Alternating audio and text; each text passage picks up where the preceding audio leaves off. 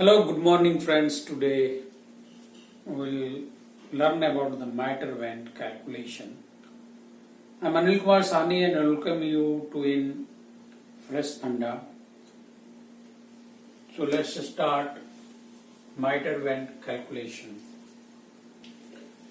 First of all, we should know the miter vent. What is miter vent? Miter vent is a fabricated elbow. Miter vent is a fabricated elbow which is made from the pipe. Okay, so you should know about the miter vent. See,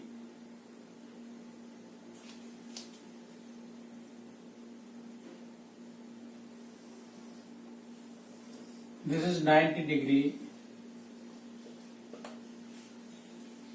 And we have to cut the pipe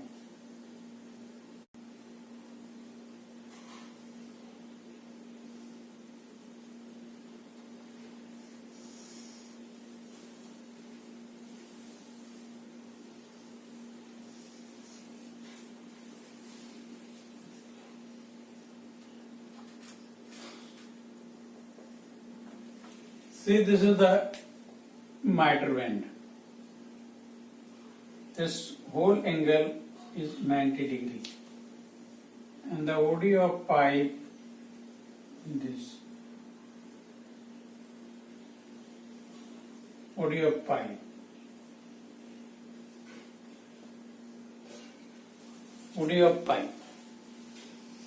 Now here this elbow has angle is 90 degree.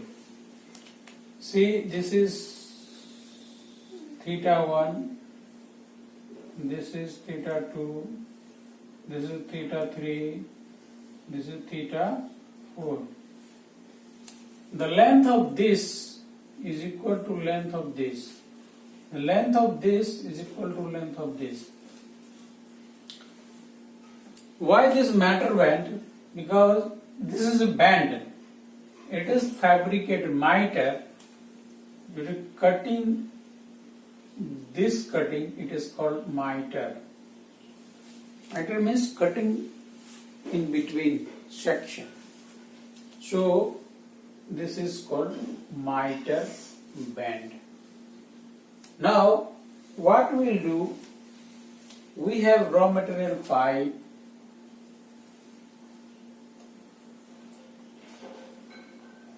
It has OD. From this OD, I have to cut this miter vent. So how it will be? Some like section.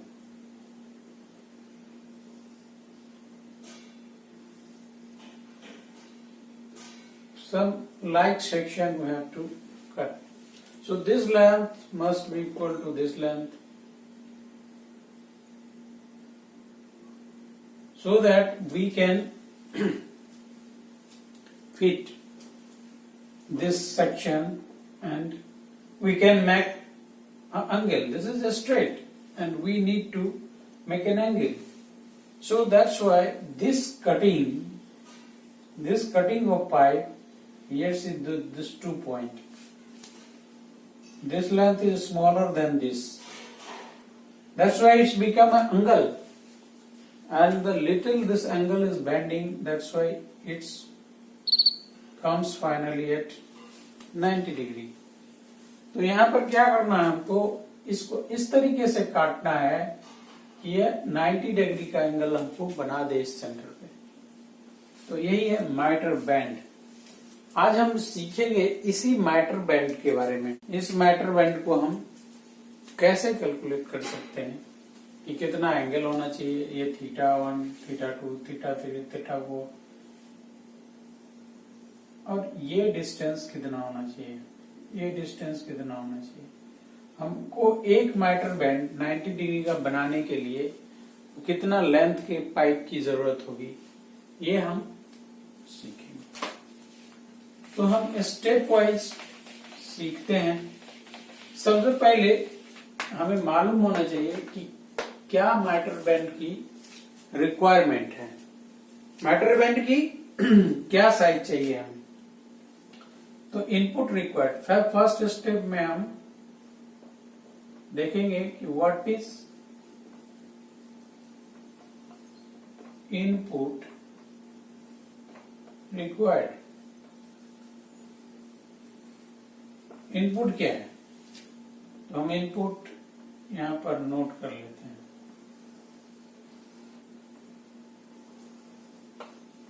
Input हमारा है pipeline size,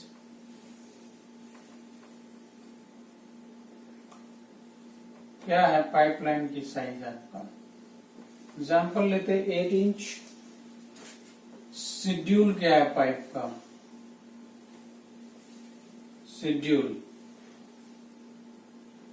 120। Material क्या है pipe का,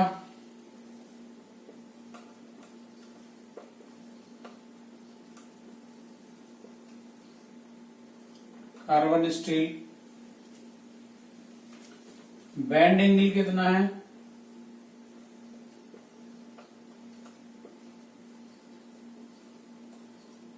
ninety degree, जैसे यहां मैं देखा band angle 90 degree है।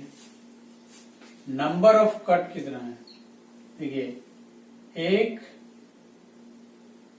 2 और 3, यहां पर 3 नंबर ऑफ कट है। There are 3 number of cut,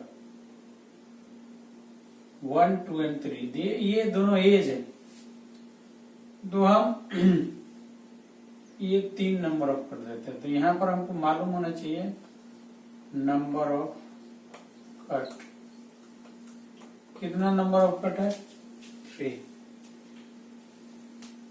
और रेडियस ऑफ बैंड,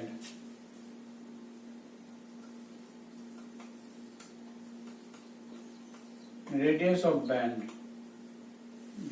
बैंड है 2.5 इंटू डी।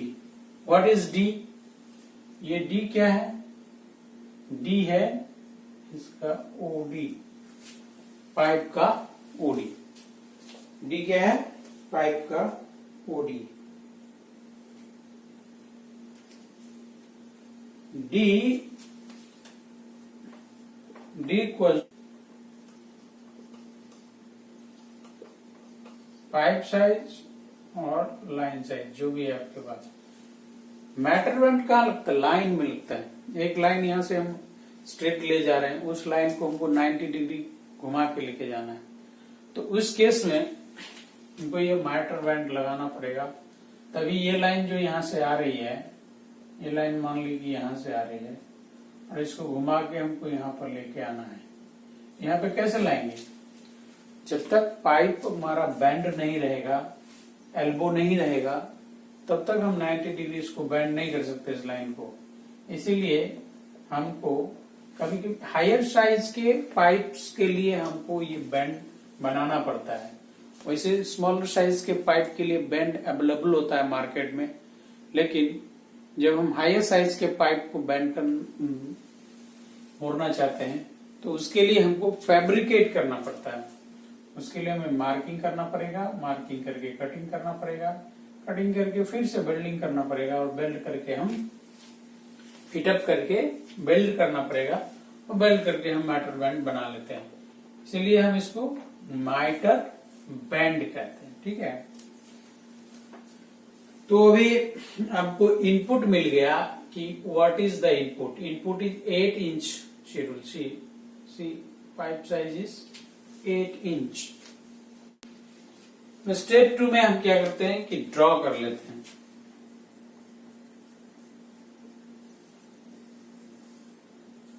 जो ये हमने ड्रॉ करके आपको बताया वो स्टेप 2 है।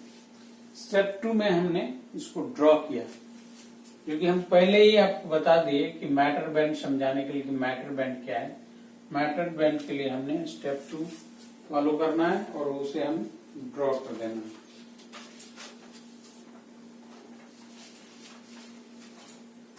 अब देखिए इसमें स्टेप 3 क्या है,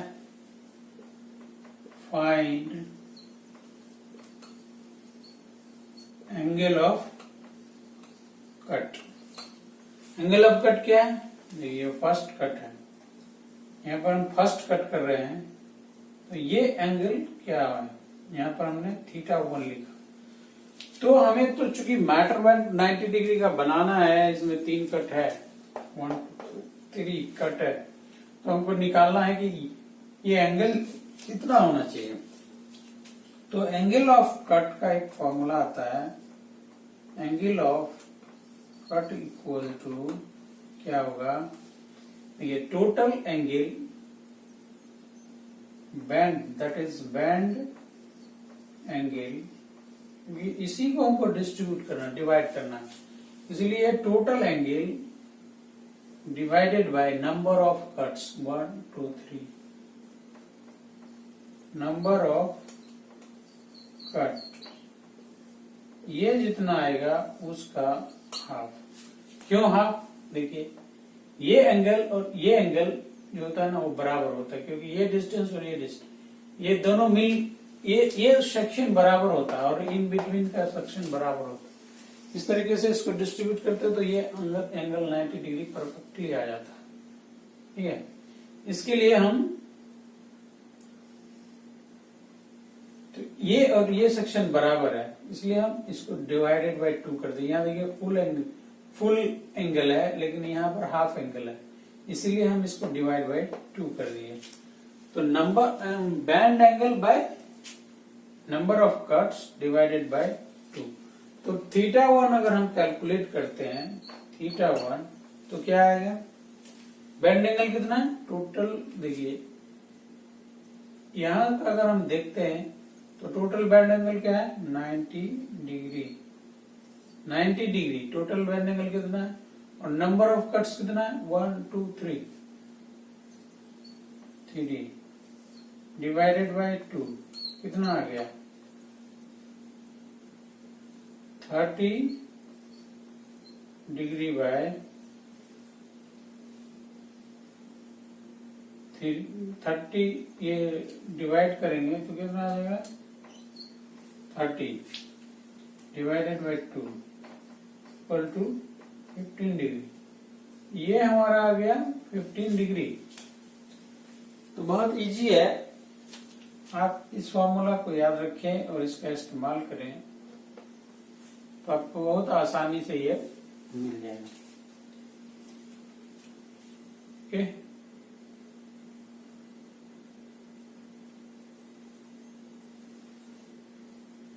ये हमारा आ गया 15 डिग्री। अब चूंकि ये फुल एंगल है, इसलिए अगर हम θ2 की बात करेंगे, θ2 की बात करेंगे तो वो कितना हो जाएगा? θ2 हो जाएगा 2 टाइम्स ऑफ θ1, क्योंकि इसमें 2 कट है। देखें इसमें कितना कट है? 2 कट। θ2 की बात अगर करें मैं 2 कट, 2 टाइम्स ऑफ θ1 यानी कि 2 इंटू 15, दैट इज 30 डिग्री। अब ये एंगल हमारा हो गया 30 डिग्री। सिमिलरली θ3 की बात करेंगे तो इक्वल टू, ये θ2 के बराबर होता है और θ1 के डबल होता है, इक्वल टू θ2 और इक्वल टू 2 टाइम्स ऑफ θ1। ये फुल एंगल है, इसमें भी 2 कट है। ओके, इसीलिए ये कितना हो गया? 30 degree. 2 times 15 degree equal to 30 degree. θ4 की बात करेंगे तो ये होता है इक्वल टू θ1, इसमें 1 कट। θ4 की बात करेंगे तो 1 कट, तो दिस इज θ1। θ1 के बराबर हो जाएगा तो ये कितना हो जाएगा 15 डिग्री। अब आप यहां से यहां जोड़ के देखें कितना डिग्री हो जाता है, ये 90 डिग्री के बराबर। तो ये बैंड हमारा जो है ये 90 डिग्री का है। इस 90 डिग्री को हम कट लेंथ के हिसाब से इसको डिस्ट्रीब्यूट कर दिए कि एक सिंगल कट है, यहाँ पर डबल कट है, डबल कट है, और इस केस में देखेंगे कि ये सिंगल कट। ओके, तो ये हमारा हो गया एंगल। एंगल हमको मिल गया, ये हो गया 15 डिग्री। ओके, अब हम क्या करेंगे, हम सेंटर लाइन, इसके दोनों का हाफ जो है ये हमारा सेंटर लाइन होगा।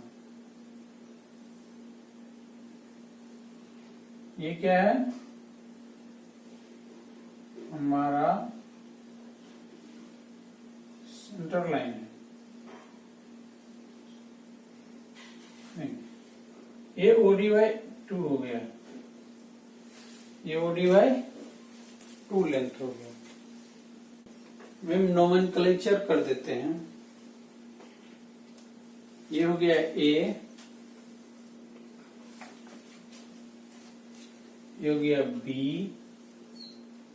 ये हो गया C, ये हो गया D, यहां से हो गया E, F, G, यहां हो गया IL1, IL2, IL3, IL4। Centre line में लिखते हैं CL1, CL2, CL3 and CL4। Centre line हो गया, ये इंटरनल लाइन हो गया, ये आउटर लाइन हो गया। ये OL1, OL2, OL3, OL4 outer line होगी। ये डिस्टेंस यहां से यहां का, ये डिस्टेंस यहां का है, ये डिस्टेंस यहां का IL1। अब हम एक सेक्शन से कैलकुलेट करेंगे और सारा सेक्शन को हम निकाल लेंगे। ये जो है सेंटर लाइन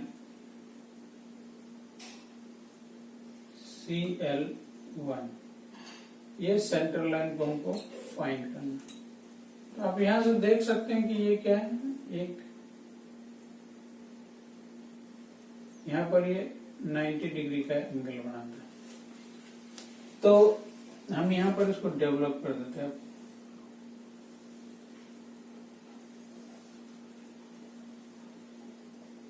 ये क्या है, 90 डिग्री का एंगल है।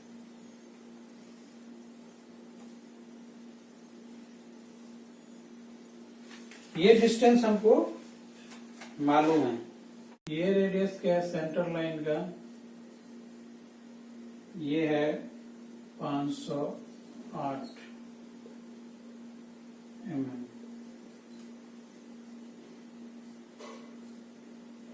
और ये मान लेते ये थीटा है, θ1 कितना है 15 डिग्री।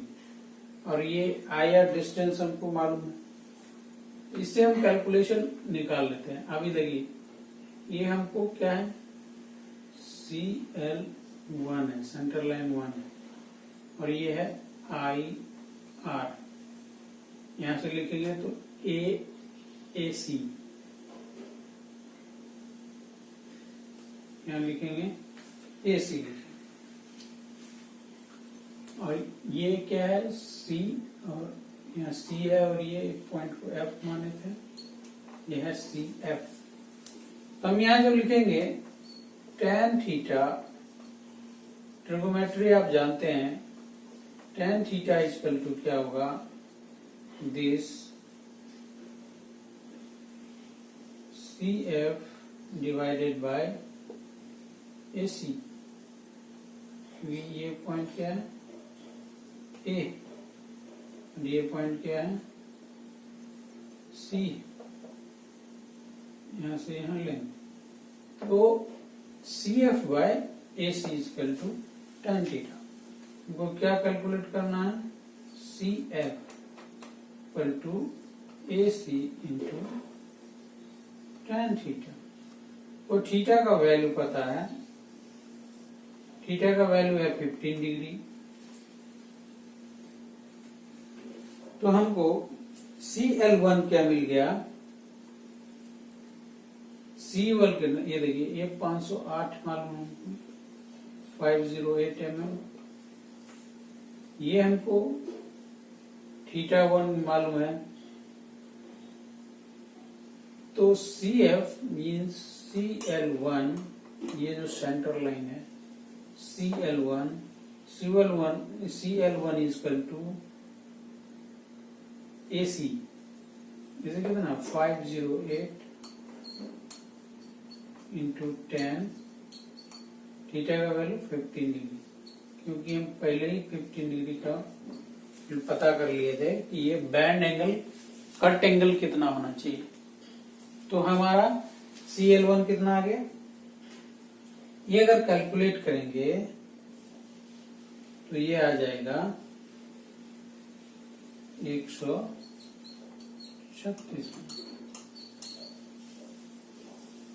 136 mm।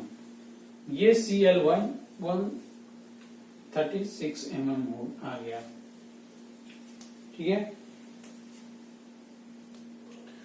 अब देखते हैं इम्पोर्टेंट नोट हम क्या बताए थे कि मैटर बैंड का ये लास्ट सेक्शन ये बराबर होता है और ये इन बिटवीन इसका डबल होता है।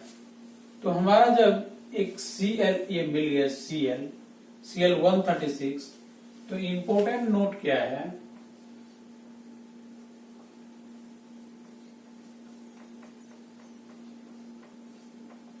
इम्पोर्टेंट नोट क्या है कि CL2 ये जो है CL2 equals to 2 times of CL1।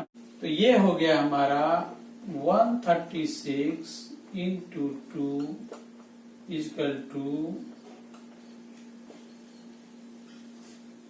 272। Okay, ये हमारा मिल गया। अब हम निकालेंगे CL3 इक्वल टू, ये इसके बराबर होगा नहीं तो इसका डबल होगा, तो CL2 इक्वल टू CL2 और इक्वल टू 2 टाइम्स CL1। तो क्या हो गया, अगर 2 टाइम्स CL1 लिखेंगे 136 इंटू 2, या लिख देंगे 272, ये हमारा mm हो गया। अब CL4 की अगर बात करेंगे, CL4 वो क्या होगा, फर्स्ट सेक्शन इसका और ये दोनों बराबर होता है, तो सारा डायमेंशन बराबर जाएगा, एंगल बराबर है तो ये लेंथ बराबर होगा, सेंटर लेंथ बराबर, आउटर लेंथ बराबर, तो हमारा इक्वल टू CL1 हो जाएगा। तो ये हमारा कितना हो गया 136 mm। तो हम एक निकाले और उससे हम सारा निकाली, हमने यहां से निकाल के रखा था 136 mm। तो ये इंपॉर्टेंट नोट है, आप इसको ध्यान रखेंगे, देखेंगे शेप एंगल, जितना भी एंगल के हिसाब से ये भी लेंथ। देखिए ये एक्चुअली क्या है, तो हम समझते हैं कि इतना तक आपको कोई दिक्कत नहीं हुआ होगा। अगर कोई दिक्कत होगा तो आप हमें कमेंट बॉक्स में पूछें, अपने सवाल कमेंट बॉक्स में डालें, हम उसका उचित उत्तर जल्द से जल्द देंगे, ताकि आप लोग को मैटर बैंड डेवलपमेंट करने में, मैटर बैंड कटिंग करने में आपको कहीं दिक्कत ना हो। ठीक है, स्टेप 4 तक हमने बताया कि अब सेंट्रल लाइन निकाल दिए। अब स्टेप 5 है, स्टेप 5 में क्या करना है, कैलकुलेट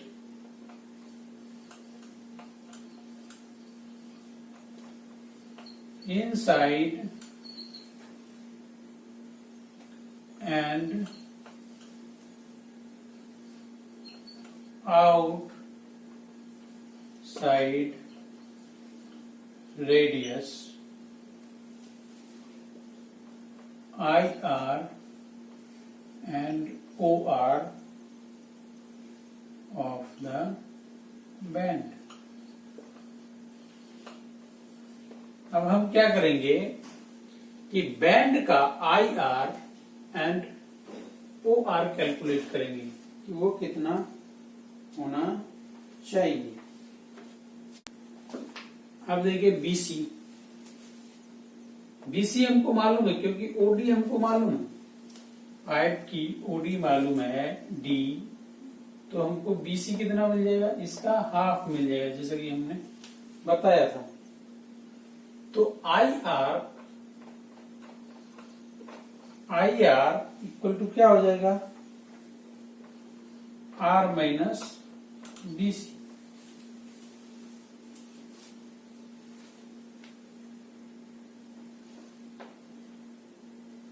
और BC इक्वल टू क्या हो जाएगा, आउटसाइड diameter of pipe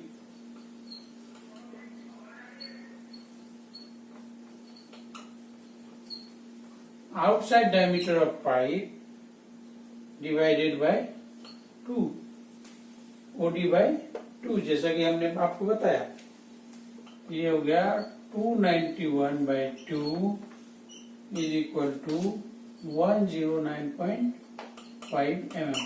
जैसा कि पिछले चार्ट में हमने दिखाया था कि हमारा कितना ओडी का पाइप होना चाहिए, 8 इंच डाया का पाइप, तो उसमें ओडी आपको निकल जाएगा। सो IR इक्वल टू 508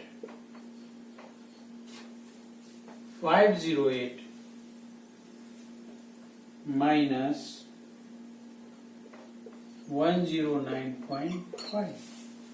देखिए 508 हमारा क्या है, एक सेंटर है, सेंटर लेंथ, सेंटर रेडियस है, क्योंकि हमको पता होना चाहिए कि कितना रेडियस का हमको बैंड बनाना है। नहीं तो एक छोटा रेडियस का बैंड बना देंगे, एक बड़ा रेडियस का बैंड बना देंगे, तो हमको किस फिट नहीं बैठेगा। हमको कितना रेडियस का बैंड चाहिए, ये डिस्टेंस हमको मालूम होना चाहिए। तो ये हमको ऑलरेडी मालूम है कि कितना रेडियस का बैंड बनाना है। इसमें से हम ओडी का हाफ पोर्शन घटा दिए तो मेरा IR निकल गया। सिमिलरली हम क्या करेंगे, नाउ ये आउटर रेडियस निकालेंगे। आउटर रेडियस निकालने क्या करेंगे, OR outer radius equal to क्या होगा कि R प्लस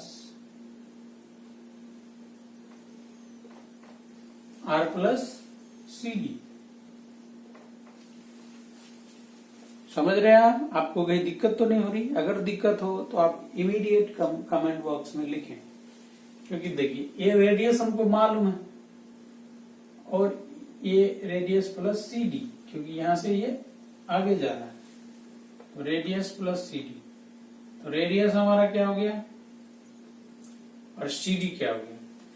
रेडियस हमारा 508 है, 508 mm, प्लस CD क्या है, CD डायमीटर का हाफ है, सेम इक्वल टू BC, तो हम 109.5 mm लिखते हैं। ये दोनों जुड़कर कितना हो गया, 617.5 mm। ये हमारा ये OR निकल गया, ये IR निकल गया। आई थिंक यहाँ तक आपको कोई दिक्कत नहीं है। अगर दिक्कत हो तो कमेंट बॉक्स में लिखें। देखिए, कोई भी मैटर बैंड को हम जब मार्किंग करेंगे तो उसके लिए हमको क्या क्या डायमेंशन की जरूरत पड़ेगी ताकि हम उसको मार्क कर सकें। तो मार्क करने के लिए हमको ये लेंथ चाहिए, ये लेंथ चाहिए, तभी हम मार्क कर पाएंगे। और ये लेंथ, ये दो लेंथ मिल गया तो हम आसानी से उसको मार्क कर लेंगे। एक पाइप लेंगे, उस पाइप पर मान लीजिए ये पाइप है, ये हमारा पाइप है। अब ये हम यहां से शुरू कर रहे हैं, ये लेंथ हम काट लिए, ये लेंथ हम काटे, क्या है IL1 काटे। क्योंकि पाइप का ओडी ये है तो आप यहां से ऐसा करके रखेंगे तो क्या आएगा, ये लेंथ यहां आएगा ओडी, ये क्या हो जाएगा आपको OL, तब ये सेक्शन आपको मिलेगा। तो हम अब कैलकुलेट करने जा रहे हैं इनसाइड लेंथ स्टेप 6 में। Calculate inside length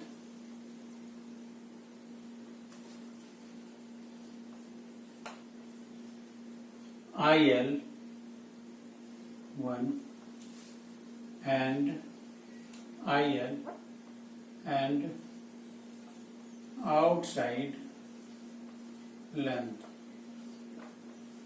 outside length क्या है, वो है। जिसमें देखिए सेक्शन 1 है इसलिए IL1 रखे, सेक्शन 1 में OL1, सेक्शन 2 है तो IL2 रखे, section OL2, IL3 OL3, IL4 OL4। इस तरीके से हम इसका निकालेंगे। तो अब ये कैसे निकालें, इसके लिए भी आप देखिएगा कि यहाँ गौर से देखिए तो ये एंगल कितना है 90 डिग्री। सिमिलरली यही फॉर्मूला इस्तेमाल करेंगे जो हम सेंटर लाइन के लिए निकाले। अब उस केस में हम यहाँ पर BE, यहाँ पे CF लिखे थे, यहाँ पर हम लिखेंगे B और ये लिखेंगे E। ये पॉइंट है B और E और ये पॉइंट A है। अब देखिए A डिस्टेंस जो हमारा है AB क्या डिस्टेंस है, ये डिस्टेंस है IR। ये डिस्टेंस 318.5 हमको पता है IR, जो कि AB होता है। नहीं, कैलकुलेट हम लोगों ने किया था 398.5।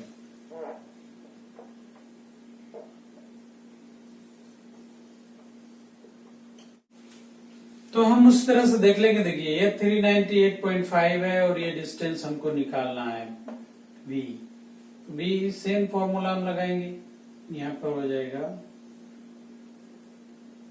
BE by AB, BE by AB। तो ये हो जाएगा, ये AB equal to BE equal to AB into tan theta. तो यहां से हम ये मिटा देते हैं।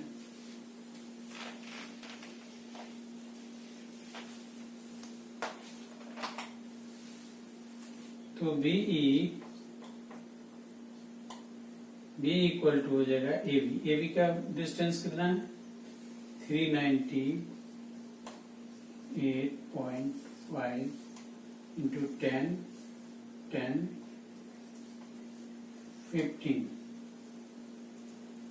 ये वैल्यू आपको कैलकुलेट होके कितना आ जाएगा 107। इस तरीके से आप ये मालूम हो गया। तो इम्पोर्टेंट इसमें क्या है, मैंने आपको जैसे बताया था, इम्पोर्टेंट पॉइंट क्या है,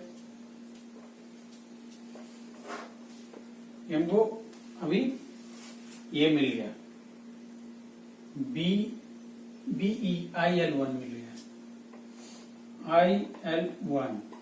IL1 है 107 mm, तो IL2 इक्वल टू क्या आ जाएगा, 2 times IL1, 2 times 107 equal to 214 mm। IL3 क्या हो जाएगा, ये IL3 IL2 के बराबर हो जाएगा, या बराबर हो जाएगा 2 टाइम्स IL1 के बराबर। ये भी हो गया 2 इंटू 107 या 214 mm। और IL4 क्या हो जाएगा, IL1 के बराबर हो जाएगा, ये 214 mm हो गया। ये बहुत इजी हो गया। सिमिलरली हम अगर OL1 निकालेंगे तो फिर यही ट्रायंगल को हम देखेंगे, ये OL1 हो जाएगा, ये डिस्टेंस हमारा हो जाएगा AD और ये हो जाएगा AG, और ये डिस्टेंस हमारा हो जाएगा 6, 17 और 5। सिमिलर फॉर्मूला हम लगाएंगे, यहां जो DG perpendicular length DG by AD, और ये हमारा DG इक्वल टू कितना हो जाएगा,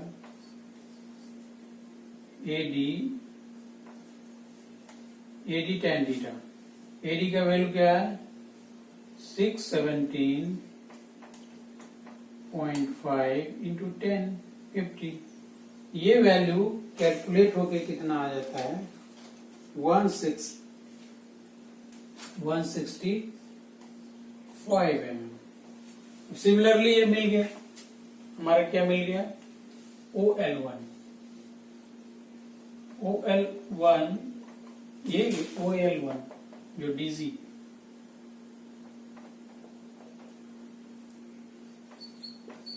जो DG का वैल्यू है 165 mm मिल गया। अब इम्पोर्टेंट हम क्या बताए थे, इम्पोर्टेंट पॉइंट क्या है, इम्पोर्टेंट पॉइंट है कि ये सेक्शन का लेंथ इस सेक्शन के बराबर है और ये सेक्शन इस सेक्शन का दुगुना है, तो हमारा OL2 क्या हो जाएगा, 2 times of OL1, so 2 into 165, ये वैल्यू कितना आ जाएगा, 330 mm। OL3 इक्वल टू हो जाएगा OL2 इक्वल टू हो जाएगा 2 OL1 इक्वल टू 165 करिए या फिर 330 करिए, ये आप इजीली कैलकुलेट कर लेंगे। OL4 क्या हो गया, OL1 के बराबर हो गया, ये 165 mm। हमको ये डिस्टेंस मिल गया, ये डिस्टेंस मिल गया, ये डिस्टेंस मिल गया, आउटर डिस्टेंस मिल गया, इतना स्टेप 8। स्टेप 8 में क्या है, you find the length of pipe required for the miter bend। अब ये बहुत इंपॉर्टेंट स्टेप कि माइटर बेंड के लिए हमको कितना मीटर पाइप की जरूरत पड़ेगी। लेंथ ऑफ पाइप रिक्वायर्ड,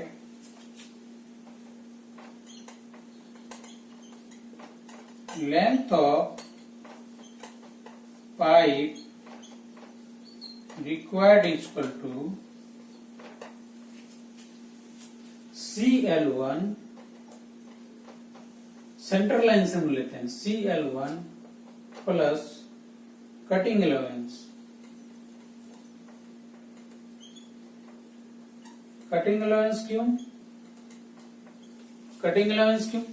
क्योंकि जब हम पाइप को काटते हैं तो बीच में हमको कर्व मिलता है, गैप मिलता है, इसके लिए हमको उसमें कटिंग अलाउंस भी जोड़ना पड़ेगा। CL1 प्लस Cl2, देखिए एक कटिंग है फिर दूसरा कटिंग है, Cl2 again cutting allowance,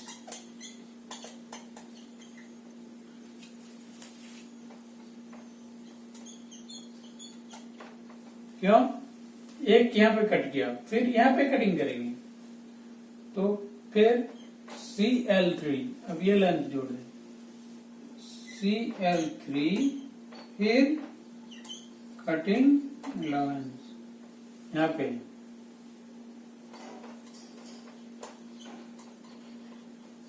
plus ये Cl4, ये Cl4। ये कटिंग अलाउंस डिपेंड करता है कि कौन किस मेथड से आप कट कर रहे हैं, उसके लिए कर्व कितना बनता है। Generally we take